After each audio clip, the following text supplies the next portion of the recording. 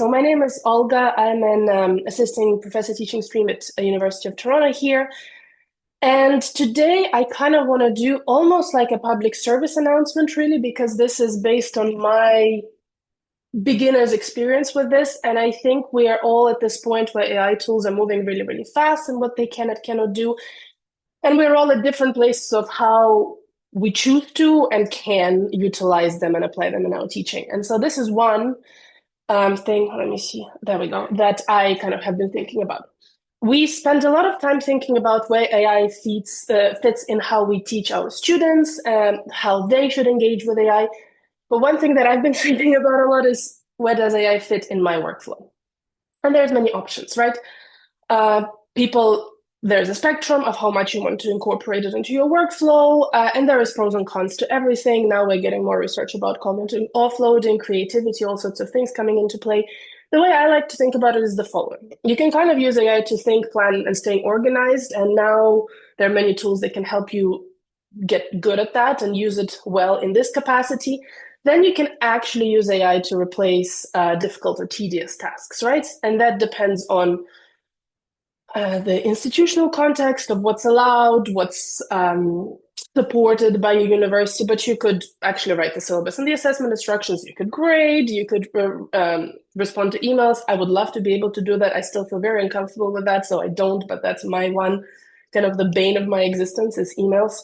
Writing assessment questions, we saw some great examples of being able to do that yesterday in the conference.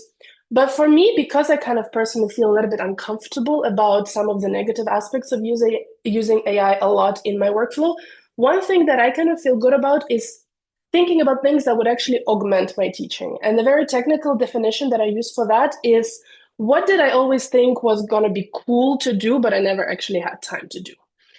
And so here is one option that I kind of came up with. We all think a lot about engagement. And one thing I've always wanted to do was to design and develop my own games or simulations. Just for context, I teach macroeconomics, mostly intermediate macroeconomics and up. And we have some data that a model simulation and visualization could be used as a good teaching tool. We don't necessarily have that much really solid evidence about learning per se, but there is self-reported enjoyment from students who enjoy using those tools. There is engagement benefits. And I think we are also kind of feel the pressure about student engagement falling in the recent couple of years. So maybe that could be one of the things that we could consider incorporating into our teaching. Now, why is AI a useful thing in this context? When we think about a simulation or a game, for example, pretend to be a central banker in my context, there is two difficulties. One is to actually code up the simulation of the model. And the other one is to code up the actual interactive tool that you can share with the students. For both of those, you have to know how to do it. And at least for me, once the semester gets going, I find it quite hard to fit it in my usual workflow. So I was like, is AI going to work in this capacity to actually help me kind of pilot one of those things? I'm going to show you two contexts. The first one is the Solo model of economic growth, which I think many of us are familiar with, and those of us teaching macro routinely teach it in our intermediate or maybe growth courses, right? That model is relatively simple to code up. The actual model is just a sequence, right? But then you still have to code up the interactive tool. And in this particular model, at least I personally believe into kind of understanding the dynamics of the model is important for the economic insights. And so this is where a dynamic simulation could make sense. And the second context that I'm going to briefly show you is the Hoppenheim model of firm dynamics, which I teach in my upper level elective on firm dynamics. This is a model where you have a distribution of firms choosing to enter, exit, produce, making all sorts of decisions. And the actual model itself is algebraically not necessarily tractable and hard to simulate and code up. So I'm going to show you those two contexts. So the good news is that AI assisting coding makes some aspects of those tasks ridiculously simple. I'm going to show you just two tools, Claude AI, which is my LLM of choice, and GitHub for hosting and showing the students the actual results. So you're going to see an incredible example of prompt engineering. I was going to do it interactively with you guys, but if you code in front of people, things always go wrong. So this is all it takes. Literally just one statement for a simple model such as Solo. Could you please make an interactive simulation? And then based on your context, on what you choose to teach, what you choose to focus on, the version of the model that you teach, you can do more and more refinements. But even the single most basic, like I want some impulse response functions of those variables to those shocks, will already generate a workable context. This is obviously a output from Claude, but I can show you in the simulation context. This is available for students to play with. You can have an impulse response saving shocks where you can change the savings rates, the new savings, and when the shock is going to hit. And it just shows you very nicely all sorts of changes. It is incredibly easy. It is literally the work of 5 minutes to accomplish this. Now, however, let me make full screen again. Relatively easy and fast. If the model is straightforward, current AI tools will pretty much code them up for you. Of course, you bring your expertise, you figure out what particular aspects of it you want to focus on and how you want to deploy it to students. Do you want it to be a visual demonstration? Do you want to be an interactive thing? What sort of thing do you want it to be? Now, how do you situate this in the broader teaching context? Because ultimately, we understand that students' attention is limited and our time is valuable, especially things such as class time. The more we think about where all sorts of digital and AI tools fit in our teaching, I think, again, thinking back to the panel at the beginning of this conference, having AI only or AI heavy and then AI free context and digital heavy and digital free context, I think is important. So the way I did it last year is I paired it with a pen and paper exercise of generating impulse response functions and time paths, which I do in practice examples that students do at home, in my lectures, and in the exam as well. And I have been doing this historically, and it's always one of the most feared parts of the exam to draw a time path. But I think it's kind of like a useful thing for them to be able to do when they think about Solo in the context, in the economic insights that it can actually generate. So that's how I choose to do it. I introduce the model analytically. I present the students with a tool in which they can interact with the model. I allow them access at home. I demonstrate it in class. And then I give them practice and assessment in an exam. So it's situated in the broader kind of learning objectives of the course.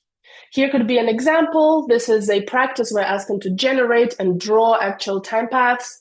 And then in the exam, I ask them to generate or identify so that the simulation is kind of fits neatly into like, this is what you do. You can play with it as much as you want, but then you have to know actually how to do it analytically. And I have to tell you, I unfortunately don't have a setup where I can test those things, the learning or the engagement kind of in a more experimental way. But in this simple context, that seems to work pretty well. Now, in a more complex context, such as the Hoppenheim model, this becomes more challenging.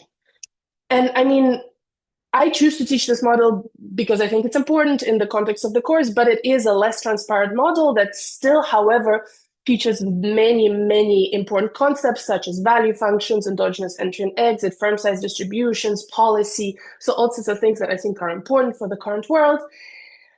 And in this case, visualizations are actually very handy in helping students connect with the material because algebraically it's not transparent at all.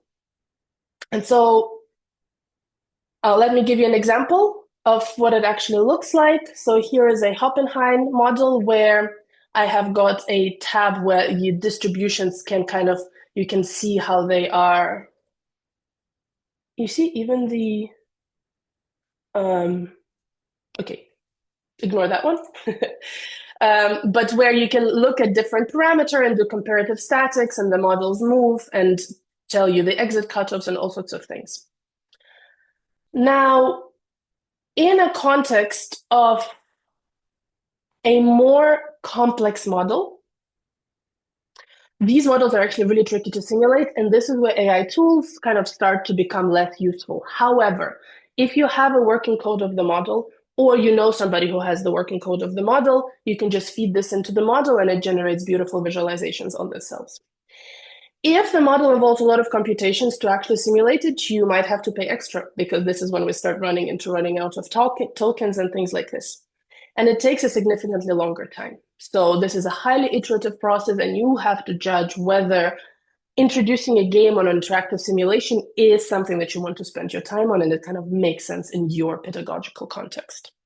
The way I kind of pair this more complex simulation with a pen and paper exercise, and this is something that I'm going to try to do next year in my firm dynamics course, is I give them a literal matrix of firm transition and then all sorts of paper exercises where they have to calculate things. But most importantly, I wanted to point your attention to, I connect the simulation, recall the interact simulation of the Hopper model you explored. Please explain how this change in a parameter shifts the distribution of active firms. So the point is all of that is kind of connected in one kind of stream of kind of trying to reach the learning objective. Now, let me kind of, and I think this is more of a 10-minute presentation than a 15-minute presentation, but let me kind of tell you where I am with this process. The most important thing that I want you to kind of get away from this presentation is that if you ever thought that you wanted to have an interactive or a game-based kind of simulation for your course, but you were waiting for an out-of-the-box solution, you probably no longer have to do that. If you ever thought, listen, I really want my students to participate into this iterative game or whatever it is that's relevant for your context, but solutions didn't exist, now is probably not a bad time to investigate what those tools can do because lots of those tools are now very, very accessible. It is a very iterative process, and probably because they're so accessible and you can do pretty much anything you kind of ever wanted to do, thinking deeply about the design is now more important than ever, right? Do I want to do it? What is it that I actually care about in my learning, in my teaching, and in what I want the students to learn? And just the final caveat is that it truly can be too fun for both the instructor and the student. So it could be a very easy waste of time for the instructor. It gives you this sense of self-efficacy, and it's nice to tinker with things that actually work for once. And then you have to think very carefully about the value added for the students' learning. I have evidence that they like it.